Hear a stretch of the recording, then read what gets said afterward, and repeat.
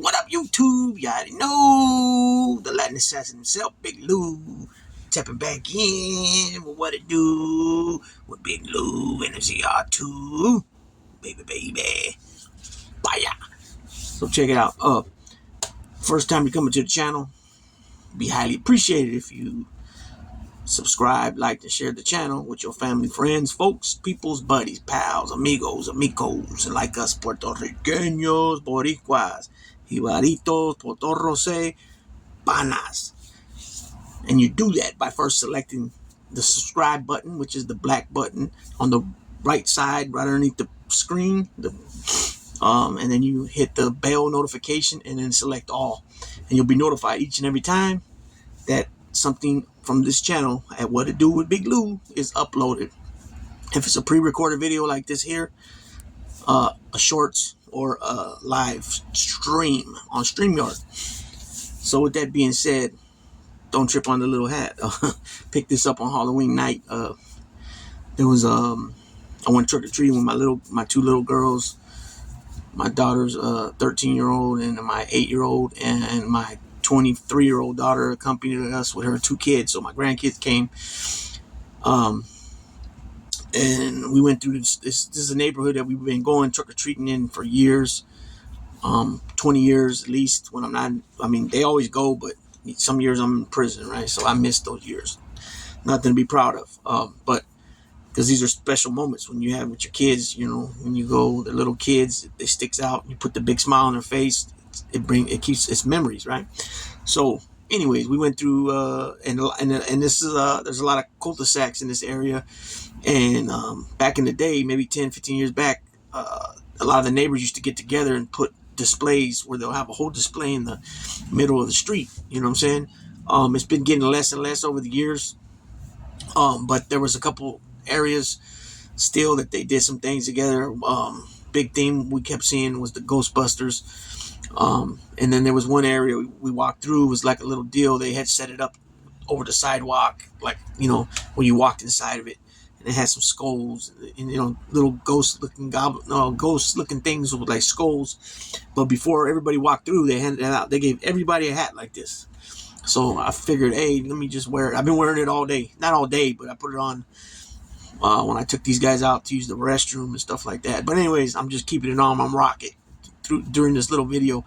So this little video, obviously, you've seen on the thumbnail, Fernando Valenzuela, right? Dodger great. He was a Dodger great. He had a long career. He was nicknamed El Toro, the Bull, right? He was from Mexico.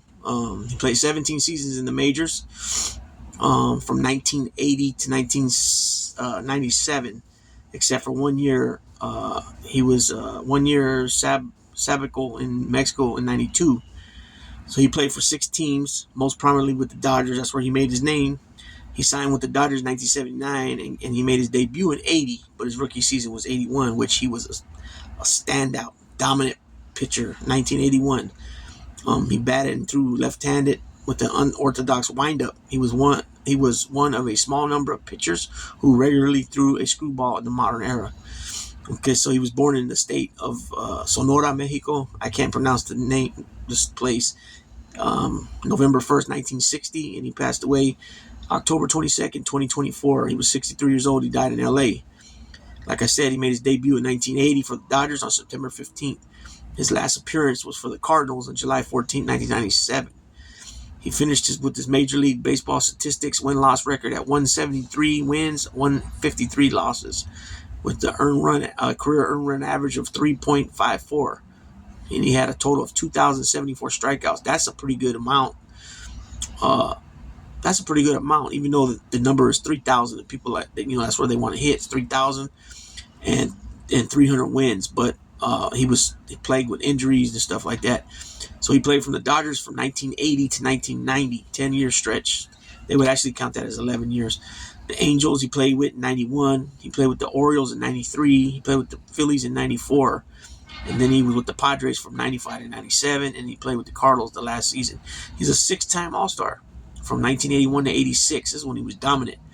He won the World Series. Here they only have him down as a World Series champion in 81 alone, but he was on the team in 88. He just didn't play in the postseason. And here on his Wikipedia, they don't have him down as a two-time world champion, World Series winner. But when you look at other things, it does say he's a two-time champion. He just didn't play in the World Series, but he was part of the team. He was on the roster, so he gets a ring. Everybody that's part of the team, grounds crew, trainers, they all get rings. So why wouldn't he get a ring? It doesn't show here, but he's got it. So in 1981, that was his rookie season. He won the NL Cy Young Award and the NL Rookie of the Year Award. He got one Gold Glove 1986, and he's a two-time Silver Slugger Award winner 1981 and 1983. In 86, he was the NL wins leader, and in 1981, he was the strikeout leader. He pitched a no-hitter on June 29, 1990. His number 34 is retired by the Dodgers. He's in the Mexican Professional Baseball Hall of Fame. So he broke out, like I said, in 81. It was called Fernando Mania. Rapidly catapulted him from a relative obscurity to stardom. He won his first 8 starts, 5 of them shutouts. 8 starts. His first 8 starts, he won 5 of them shutouts. That means the team he pitched against scored no runs. That's dominant. And finished with the win-loss record of 13-7. Had a 2.48 earned run ERA in a season that was shortened by a player strike. He became the first, and as a 2024 only player to win both the Cy Young and Rookie of the Year awards in the same year. The Dodgers won the World Series also that year. They beat the Yankees, and they just did that again.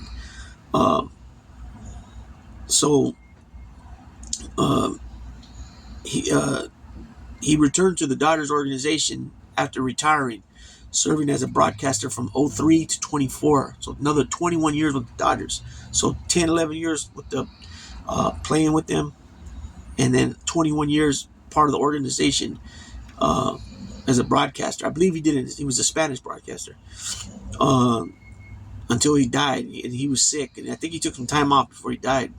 The Dodgers retired his number 34 in 2023. His career highlights include a record of, I already said all that. His 41.5 career wins above replacement, according to Baseball Reference, is the highest of any Mexican-born major league player.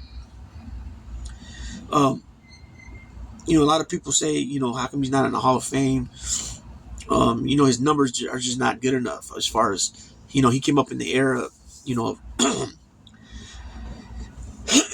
came up during, the ending career of Don Sutton, Steve Carlton, Tom Seaver, Charlie Huff, Tommy John, Phil Niekro, Nolan Ryan. These dudes were dominant. These were all dominant pitchers. Every pitcher I just named right there, except for maybe Charlie Huff, had maybe not Tommy John either, but they had long 20-year plus careers. All the other pitchers definitely were 300 game winners, and Nolan Ryan finished his career with over 5,000 strikeouts and 7 no hitters. So Fernando had a stretch, like I said, 81, 86, he was pretty dominant. And to this day, like I mentioned, he's the only one to have won the Cy Young and the Rookie of the Year in the same season, 1981. It's unfortunate, though, some of these players, they kick ass and they have a good stretch when they're dominant and they have great seasons. But unfortunately, a lot of times injuries catch up to them and it just plagues them. And we've seen that so many times with so many different players from all the different sports.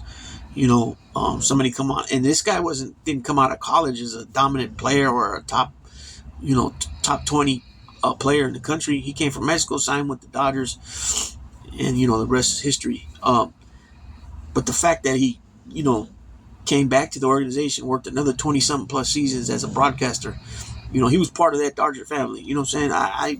I don't dig the Dodgers only because of '88 World Series. You know what I'm saying? But it's kind of a rivalry thing, California, I guess, in a sense. But there was a lot of dominant pitchers that came up, that were already dominant before Fernando played, and then he got to play with them for a few seasons. Don Sutton is the all-time leader in Dodger history. Brooklyn or LA Dodgers with wins. He has like 200, and I think it's 233 as a Dodger. And then he pitched elsewhere as well. But And I think Kershaw's second with like 212 or something. He's like 20 behind Sutton. Um, but you had other pitchers back then. Mike Scott. Mark Langston. You had Dave Stewart. You had Dave Steeb. You had uh, Dan Plesac. You had Jimmy Key. You had uh, Rick Ruschel. You had Don Robinson. You had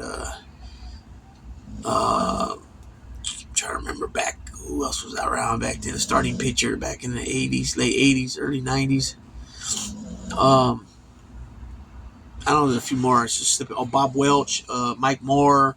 Those Bob Welch was around in the '80s. Mike Moore might be a little bit more early '90s, late '80s. I mean, late '80s, early '90s. You had Roger Clemens, obviously. How'd I forget him? Dwight Gooden. Dwight Gooden, another one. And I know there's a few more that I'm not calling that were dominant pitchers back then. Oh, Jack Morris, Denny Martinez. Those guys. Willie Guillermo, don't call me Willie Hernandez. Right? There's a few more pitchers, but those are majority of the dominant pitchers from that era of when I started watching baseball in the '80s. And most David Cone, Glavine, Maddox, Avery. Those are some more, right? Those pitchers, majority of those pitchers I just named, they were all with with the Atlanta Braves dominant team in the '90s, right? Or every year they were fighting for the NL title or in the World Series. I know there's a few more pitchers than Don Drabeck. You know what I'm saying? There's a few more pitchers, but I named majority of them. Teddy Higuera, he was another Mexican pitcher. So I started looking. There's no Mexican or Mexican American that's in the Hall of Fame. I couldn't find when I asked that. It said no Mexican. So as far as Mexican American, you got Eric Chavez, Nomar Garcia Parra. Those are the ones I can think right now. Vinny Castillo was from Mexico. I don't think he's not in there either. It's just the fact that these guys, like Vinny Castillo, he had some great seasons, but he didn't do enough. Oh, Adrian Gonzalez, he should be in there. Adrian Gonzalez is Mexican. Maybe he don't have enough years retired yet. Because I remember it used to be after you retire 7 years, you are eligible. It might be 5 now. So we'll see what happens with that. Adrian Gonzalez, I think, should make it. But some of these writers, man, I just think that whole deal when it comes to the Hall of Fame.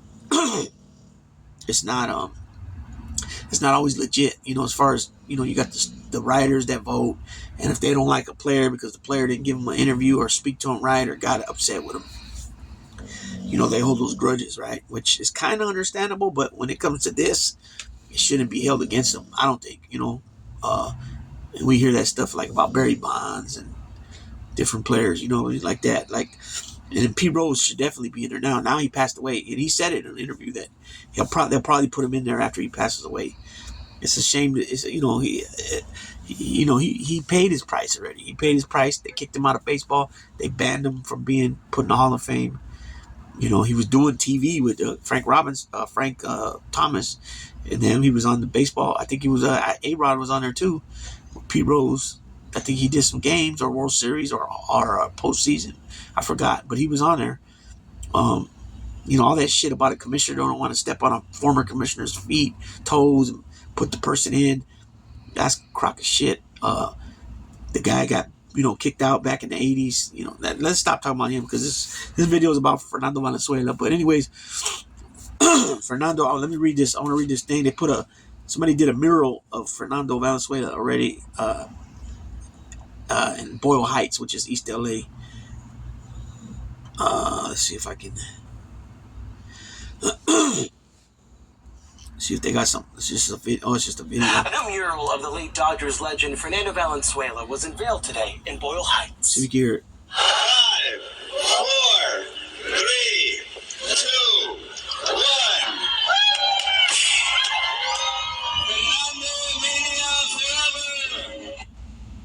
It pays tribute to the icon who died last month at the age of 63. The mural was completed by artist Robert Vargas, which is seen at First Street in the 101. And that's why this Mexican-American kid loves the Dodgers. That's why this kid loves baseball, because of Fernando. Thanks to him, to Fernando, Jaime Jarin, all the people were influential on me loving the baseball and loving the Dodgers. And this is a historic mural that will be here, forever, for all generations, for every Angelian.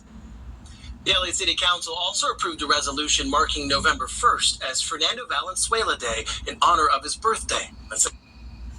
That's cool. See, he played a big part in people's lives. As far as being looking up to him. You know what I'm saying? So this is from The Guardian. The Dodgers, Fernando Valenzuela was an LA icon. To the son of an immigrant, his death was personal. The legendary Mexican pitcher died just before the Dodgers World Series against the Yankees. Fernando died, and all I wanted to do was cry. I don't understand it. I didn't know him. Not really, not personally. The man is a legend to anyone who knew him and who knows baseball. As a 20-year-old immigrant from Mexico pitching for the Dodgers, he became the only Major League Baseball player to ever win the Rookie of the Year and the Cy Young in the same season. But that was in '81. I wasn't even born yet. As I stared at a friend's Dia de los Muertos ofrenda, featuring a photo of Fernando among past loved ones, I wondered, why am I so sad? Fernando Valenzuela died, and all I wanted to do was call my dad. But it was a late Wednesday night in LA when I saw the news alert that the legendary pitcher, who had spent the past 20 years as the Dodgers Spanish language broadcaster, had died at 63 years old. Fernando wasn't just a baseball player, he was a phenomenon. A Mexican kid who broke into the big leagues and made millions of people feel as if they finally belonged. With a screwball pitch and unforgettable stare to the heavens, he dominated the mound, capturing hearts in LA and in communities all over the U.S. After the Dodgers World Series victory this week, they're holding a parade on Friday, his birthday. That's cool. The morning after he died, I was stuck in LA traffic with my nephew Angel, trying not to cry as a live mariachi band played a tribute to Fernando on my favorite radio station. My dad called me then, also stuck in traffic on his way to work at 74 years old. We exchanged a 2-word sentence in Spanish, ni modo, which loosely translates means oh well, but spiritually is translated best by Frank Sinatra's rendition of That's Life. Each time I find myself flat on my face, I pick myself up and get back in the race. Ni modo is this kind of phrase whose utterance simultaneously makes you want to break down crying and gives you the will to defy that crying and carry on. So with those 2 words, my father and I continued our days. He works as a foreman in a warehouse that distributes much of the produce you find in SoCal grocery stores. I worked mostly from home as a writer, while my dad was working a 10-hour shift to provide fresh fruit to the nation's most populous region. I was punching up jokes on a screenplay about 2 soccer moms who used to be best friends, but now are trying to destroy each other over a meaningless trophy. Okay. So, that says it right there. Fernando Valenzuela was big time to many Mexican American people. Played for the LA Dodgers. Where else could you have played for? Besides the Padres, the Angels. As far as SoCal, he could have played for the Giants or the A's as well, but perfect spot for him. LA Dodgers, like you said, he showed by him breaking in the big leagues, it showed that it could be possible. It could be done. Teddy Higuera followed up. And Teddy Higuera is actually a couple years older than Fernando. I was looking up there the other day. He's a little bit older, but he had a real short career, like 9 seasons. Injuries. It's always injuries, right? That take down these good players. And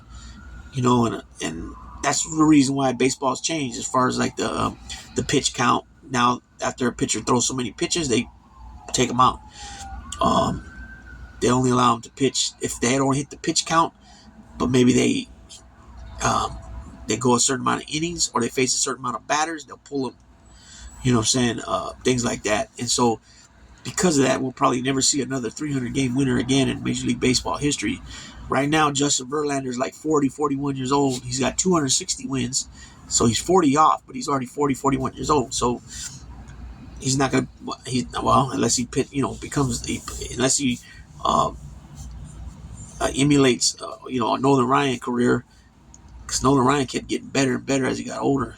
As far as with the heat, throwing the heat, the Ryan Express, and striking people out. The fact, he was, like I said, over 300 wins, over 5,000 strikeouts, 7 no hitters. It's untouchable. You know what I'm saying? But it's possible. Verlander could play another 4 seasons and get 10 wins a season. It's definitely possible.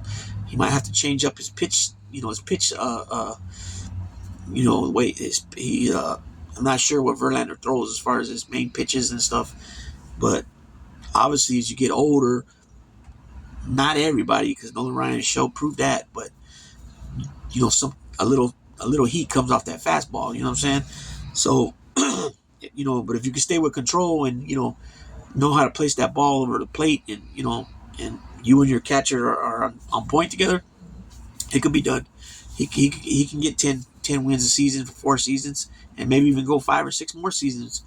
If he slides into like closer, not so much a closer, but maybe a setup man in the bullpen. He can catch some wins coming in, saving a game, as far as not the legitimate save, but bringing back a game after the starting pitcher fell behind, and pick up the win that way. That's possible as well. So, but with that being said, Big Lou tapping out.